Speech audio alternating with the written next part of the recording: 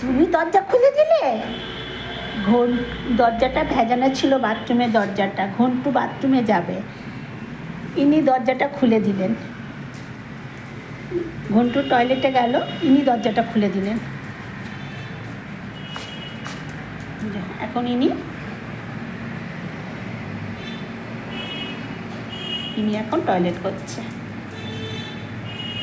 কোন দিকে সূর্য উঠেছে আজকে কে জানে।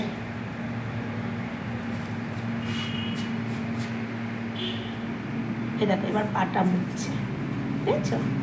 অনেক গুণই পোলা, কিন্তু মাঝে মাঝে হচ্ছে বেগুন হয়ে যায়, তখন সব গুণগুলো সব চাপা পড়ে যায়।